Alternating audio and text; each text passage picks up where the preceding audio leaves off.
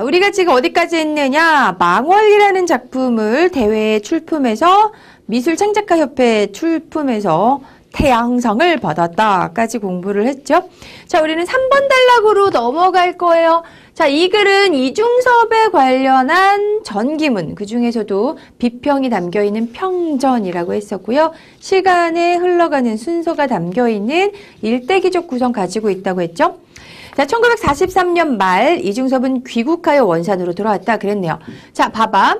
1943년에 우리 이 망월이라는 작품을 출품해서 상을 받았다라고 얘기를 했지? 자, 1943년 말 뭐 했어? 이중섭이 귀국을 했어요. 계속 시간이 흘러가는 순서대로 작품이 진행이 됩니다. 그는 매일 소를 구경하기 위해 들판으로 나갔다. 일본에서 상상하며 그렸던 뼈대만 남은 소와 귀국해서 들판에서 다시 만나는 소 사이에는 상당한 거리감이 있었다. 원산에서의 소는 근육질을 자랑하고 있었다. 이제 이중섭은 상상 속에서 키워온 자신의 정신적인 소에게도 살을 찌워야 한다고 생각했다. 1945년 5월 이중섭은 동경문화학원에서 만난 마사코와 결혼식을 올렸다. 아까 지난 시간에 말했던 그 여자야. 발꼬락군. 마사코하고 이제 결혼을 합니다. 봐봐. 45년 5월, 야, 5월의 신부 아니야? 5월의 신부. 완전 부러운데? 결혼! 마사코와 결혼을 합니다. 나의 로망이었는데 5월의 신부. 나 2월 달에 결혼을 했어. 예식장이 싸더라고. 자, 5월에 결혼을 했어요. 새로 마련한 살림집은 마당이 넓어서 닭을 키우기에 충분했다. 이중섭은 자연히 닭을 관찰할 기회가 많았다. 닭은 곧 그림의 소재가 되었다. 닭을 가까이 하다가 닭이 깃털 속에 살고 있던 이가 옮아 고생한 적도 있었다. 그만큼 이중섭은 어떤 그림 소재에 관심을 가지면 적극적으로 물고 늘어지는 성격이었다. 즉, 한 가지 일에 몰두하는 집중력이 뛰어나고요. 끈기도 굉장히 뛰어나고요. 탐구심이 강한 사람이다라는 거 알 수 있죠? 자, 결혼 후에 어떤 그림을 그려요? 네, 닭 그림. 소가 아니라 이제 닭이에요. 이제는 닭이다. 자, 주로 먹는 걸 그리네, 이 사람이. 소, 닭, 개, 물고기, 뭔가 좀 주로 먹는 걸 그리는 것 같아요. 자, 우리 주변에서 자주 마주치는 그런 것들을 소재로 삼았다라는 얘기예요. 닭 그림에서 알 수 있는 게 뭐냐? 닭의 일화를 통해서 알 수 있는 게 어떤 한 가지 일에 몰두하는 집중력과 끈기, 탐구정신. 이런 것들을 알 수가 있죠. 탐구심이 강하다. 요렇게 이중섭의 면모를 챙겨 놓으시면 되겠습니다. 1946년 아들이 태어났는데 그 첫 아들이 죽어요. 디프테리아에 걸려서 죽어요. 사실 요즘에는 디프테리아로 죽는 아기들은 우리나라에선 없죠. 적어도 대표적인 후진국 병 중에 하나입니다. 주로 아기들이 이제 많이 주로 걸려서 죽고요. 이게 처음에는 호흡기에 문제가 생겨서 호흡곤란이 오는데 그 다음에는 심장이나 콩팥이 마비돼서 결국 죽게 되는 그런 병이래요. 근데 요즘 애들은 이제 예방주사를 다 맞으니까 요즘도 디프테리아 이런 거 다 예방주사 맞아요. 요즘 애들은 예방주사를 맞으니까 이런 병에 걸리지 않는데 이때는 이런 후진국병으로 아이를 잃는 사람이 되게 많았죠. 첫 아들이 죽었어요. 이중섭 부부는 깊은 슬픔에 잠겼다. 그때 소식을 듣고 동경 유학 시절 친구가 달려왔다. 그게 누구냐면 구상이라는 시인이에요. 굉장히 친했던 시인입니다. 다음날 새벽녘에 잠이 깬 친구는 이중섭이 홀로 일어나 무엇인가를 그리고 있는 것을 발견했다. 이중섭은 싱글벙글 웃으면서 그림을 그리는데 몰두해 있었던 것이다. 생각해봐. 아들이 죽었어. 근데 웃을 수 있는 미안해. 미친놈이 어디 있겠냐. 아들이 죽었는데. 정신이 나간 사람처럼 보일 거 아니에요. 이봐, 자네 무슨 짓인가? 뭐가 좋아서 그렇게 싱글벙글하며 그림을 그리고 있는가? 그랬더니 우리 아들이 천당에 가면 얼마나 심심하겠나. 동무하고 같이 놀았으면 해서 꼬마들을 그리고 있네 라고 얘기를 하죠. 그러니까 아이가 죽어서 혼자 묻혀 있을 생각을 하니까 안타까워서 친구들을 그려주는 거예요. 그러니까 그 생각을 하니까 그래도 이렇게 내가 친구들을 그려주면 우리 아들이 죽어서 심심하진 않겠지라는 생각을 하니까 웃으면서 이제 그림을 그리는 거죠. 이런 것들은 진짜로 슬픔을 잊은 게 아니라 슬픔을 그림으로 승화시키는 모습, 즉 얼마나 예술가적인 기질이 뛰어난지를 보여주는 그런 일화라고 볼 수가 있고요. 죽은 아들을 위해서 그림을 그리는 이런 일화를 통해서 아들을 굉장히 사랑하는 사람이구나, 아주 인간적인 모습을 가지고 있구나, 이렇게 알 수가 있습니다. 자, 죽은 아들을 위한 그림, 동무도 그리고요, 천도복숭아도 그리거든요. 아들 먹으라고. 자, 이런 것들을 통해서 알 수 있는 게 뭐야? 네, 슬픔을 그림으로 승화시킨다. 예술가적인 기질을 볼 수가 있을 뿐만이 아니라 또 뭐 아들을 사랑하는구나, 아들에 대한 사랑까지도 엿볼 수가 있습니다. 친구는 놀라며 이중섭이 그리고 있는 그림을 보았다. 여러 장의 그림 중 한 장을 가리키며 물었다. 그럼 이건 뭔가? 응, 그거 천도복숭아야. 우리 아들 하늘나라 가서 따먹으라고 그린 거지. 이중섭은 아들을 묻을 때 그 그림들을 함께 넣어주었다. 그랬죠. 아들을 잃은 슬픔도 그림으로 달래고 있는 그런 모습이 나와 있습니다.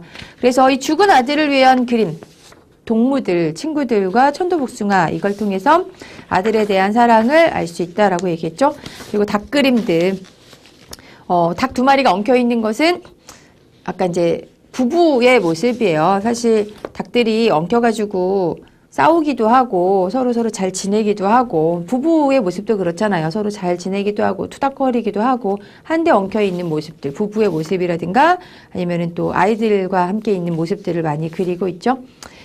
자, 그 다음으로 갑니다. 봐, 지금 3번 단락에서는 43년 말에 귀국해서 45년에 결혼하고 46년에 아들이 죽었다라는 것까지 보여주고 있는데, 이제 4번 단락으로 갔더니 1950년으로 또 넘어가요. 즉, 이런 걸 통해서 계속 알 수 있는 게 뭐라고요? 시대적인 순서가 드러나는구나, 일대기적 구성이구나 알 수 있다고요. 1950년 여름 뭐가 일어나? 6.25 전쟁이 일어나죠. 이중섭의 집은 비행기의 폭격으로 잿더미가 되었다. 이중섭은 가족들과 함께 부산으로 피란을 가 피란민 수용소에 수용이 되었다. 자, 봐봐요. 자, 이때 6.25가 일어나게 됩니다. 원래 원산의 분홍의 자식으로 태어났다라고 되어 있는데, 이 북한 출신 사람들은요, 자기가 정말 부자로 태어나잖아요? 더 힘들어.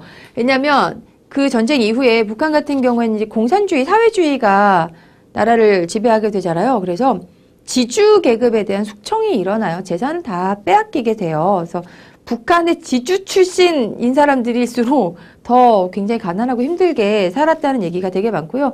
또 이중섭 같은 경우에는 집이 다 폭격을 맞고 그래서 부산으로 피란을 오게 되는데, 생각해봐. 원래 집은 원산이야. 근데 전쟁통에 피란을 온 거야. 그러면 피란을 올 때 가지고 올 수 있는 짐도 어느 정도 한계가 있잖아요. 더구나 애기들 데리고 오는데 먹고 살 거를, 모든 재산을 다 가지고 내려오는 게 아니니까 이제 힘든 삶이 시작이 된답니다. 이전까지는 그래도 좀 편안하게 살았어요. 유학도 갔다 오고 결혼해서 행복하게 살았는데 6.25로 인해서 이제 피란 생활을 시작하게 되면서부터 이제 모든 생활고가 시작이 된다라고 생각을 하면 돼요. 그날 밤 이중섭은 하늘이 보이는 수용소 건물의 천장을 물끄러미 바라보며 누워 있었다. 하늘이 보여. 내가 자려고 누웠는데 하늘이 보여. 여러분은 자려고 누우면 하늘이 보여요? 우리 집 천장이 보이지 않아? 하늘이 보이면 큰일 나는 거야. 그렇지 않아? 지붕이 없다는 거야. 하늘이 보이면. 그만큼 지붕도 낡고 무너질 것 같은 낡은 건물이다라는 겁니다. 도무지 잠을 이룰 수가 없었다. 왜? 자신의 아들이나 아내가 고생하는 모습이 너무 애처롭고 안쓰러운 거죠. 솔직히 일본에서 유학까지 하고 돌아온 사람과 또 분홍의 자식과 일본에서 대학교까지 졸업하고 한국으로 건너온 미술을 전공한 처자가 무슨 고생을 했겠어요. 사실 대단히 고생한 적도 없이 살았던 사람들이 힘든 상황에 처한 거잖아요. 너덜거리는 군용 담요 하나로 내 식구가 잠을 잔다는 것은 쉬운 일이 아니었다. 옷이란 옷은 다 껴입고 자는데도 추위 때문에 이가 딱딱 부딪혔다. 그런 추위 속에서 웅크리고 자는 아내와 두 아들을 보고 있자니 잠이 오지 않는 것이 당연했다. 그 아이들이 너무 애처롭고 안타까웠겠죠. 여기서 기다려봐. 내가 나가서 먹을 것을 좀 구해볼 테니까. 며칠 동안 거리를 헤매던 이중섭은 큰 용기를 내어 부두로 나갔다. 거기서 기름통을 굴려 화물차에 싣거나 선박에 페인트 칠을 하는 날품팔이를 했다. 자, 이제 부산에서 뭐 합니까? 부산 부둣가에서 자, 부둣가에서 뭐 합니까? 날품팔이를 해요. 자, 이런 것을 통해서 알 수 있는 게 뭐야? 아, 가족을 굉장히 사랑하고 가족에 대한 책임을 가지고 있는 가장이구나 라는 걸 알 수 있습니다. 가족을 굉장히 사랑하는 사람이야. 알겠지? 배가 고프면 겨울이 더 춥게 느껴지는 법이었다. 이중섭은 문득 부산보다 덜 추운 제주도를 떠올렸다.